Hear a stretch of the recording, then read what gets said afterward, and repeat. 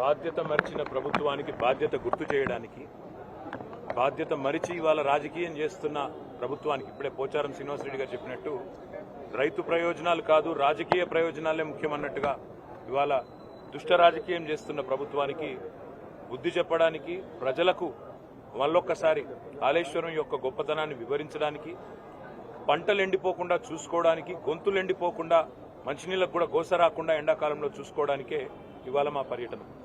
మేడిగడ్డ అనేది ఇప్పుడే పోచారం గారు చాలా స్పష్టంగా చెప్పారు.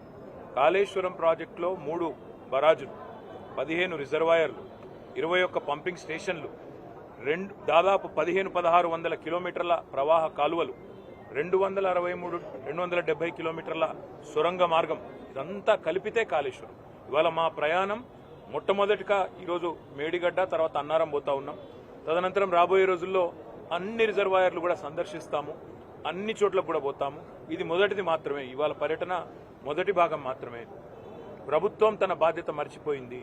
ఇవాళ వర్షాకాలం లోపల రిపేర్లు చేసి అక్కడేమన్నా సమస్య ఉంటే, సాంకేతిక సమస్య ఉంటే దాన్ని నివారించి రైతులకు నీళ్లు ఇవ్వాల్సిన ప్రభుత్వం బాధ్యత మరిచి మళ్ళొక్కసారి తెలంగాణను ఎడారిగా చేసే ప్రయత్నం ఏదైతే చేస్తున్నదో, దశాబ్దాలు తన పరిపాలనతో కాంగ్రెస్ ఎట్లయితే గోసబుచ్చుకున్నదో తెలంగాణను, మళ్ళా అదే ప్రయత్నం ఏదైతే చేస్తున్నదో దాన్ని ప్రజల దృష్టికి, రైతుల దృష్టికి తీసుకురావడానికే మా ప్రయత్నం.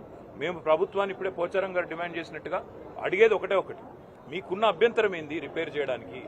బాధ్యుల మీద చర్యలు తీసుకోండి, మేము కాదనట్లేదు. తప్పు జరిగితే బాధ్యుల మీద చర్యలు తీసుకోండి, ఏ రకమైన ఎంక్వైరీలు వేస్తారో వేసుకోండి, కానీ మా మీద కోపం రైతుల మీద తీర్చుకోకండి. మా మీద ఉండే ద్వేషం, మా పార్టీ మీద ఉండే కోపం రైతుల మీద, రాష్ట్ర ప్రజల మీద తీర్చవద్దు అనే మాట ఒకటి. రెండవది, ఎండిపోతున్న పంటలు ఇప్పటికే స్టార్ట్ అయింది, ఆ ఇబ్బంది ఇప్పటికే స్టార్ట్ అయింది. వాటిని కూడా సందర్శిస్తుంది మా పార్టీ నాయకత్వం. అన్ని బరాజులు పోతాం, అన్ని రిజర్వాయర్లు పోతాం, అన్ని పంప్ హౌస్లకు కూడా తీసుకొని పోతాం.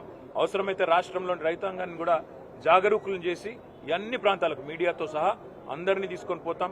కాళేశ్వరం యొక్క సమగ్ర స్వరూపం, ప్రజాధనంతో కట్టిన ప్రాజెక్టును ఇవాళ పూర్తి స్థాయి దుష్ట ఆలోచనతో, ఒక కుట్రతో కూల్చే ప్రయత్నం ఏదైతే ప్రభుత్వం చేస్తున్నదో, వరద నీటిలో కొట్టుకపోవాలి, రిపేర్ చేయకపోతే వర్షాకాలంలో వరద వస్తే మొత్తం బరాజ్ కొట్టుకపోవాలన్న ఆలోచన ఏదైతే చేస్తున్నదో దాన్ని ప్రజలకు చెబుతాము.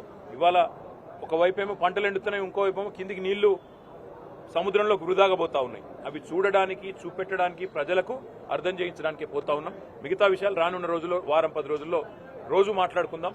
తప్పకుండా మా నాయకులు అందరం కూడా అన్ని రిజర్వాయర్లు కానీ, అన్ని పంపింగ్ స్టేషన్లు కానీ, అన్ని ప్రవాహ కాలువలు కానీ అన్ని చోట్ల కూడా పోతాం. ఇది మొదటిది మాత్రమే అనే మాట నేను మీకు విజ్ఞప్తి చేస్తాను.